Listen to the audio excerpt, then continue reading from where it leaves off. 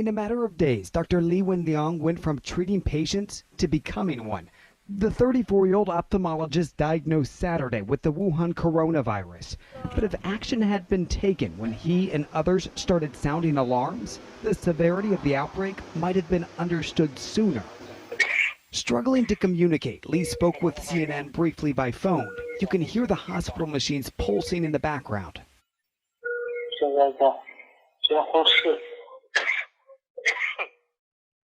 It was back in late December when Li first warned friends on WeChat about a SARS-like disease going around. Li sent a group message saying that a test result from a patient quarantined at the hospital where he worked showed a patient had a coronavirus. But hours after hitting send, Wuhan city health officials tracked Li down, questioning where he got the information. Within days, they closed the suspected source of the virus, this seafood market, and they announced the outbreak.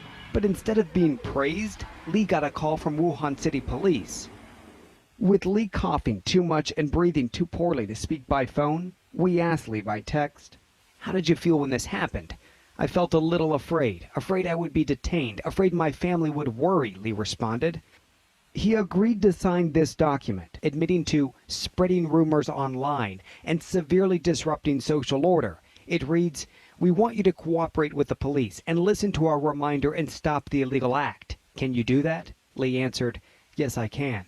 In the weeks that followed, the Wuhan Municipal Health Commission maintained that there was no obvious evidence for human-to-human transmission, no infection of healthcare workers, and that the outbreak was, in their words, preventable and controllable. And with that, the people of Wuhan continued about their normal lives.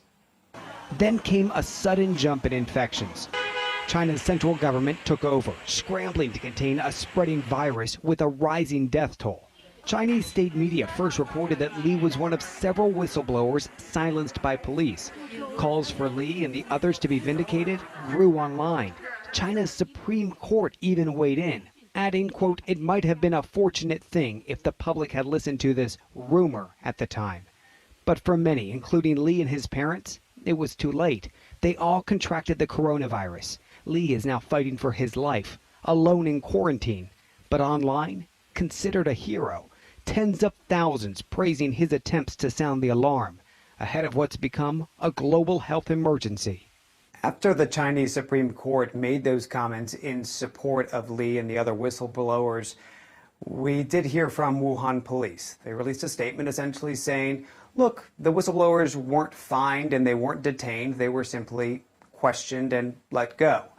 Now, we did also reach out, CNN did, to Wuhan police as well as the local health commission. Allison, they declined to comment.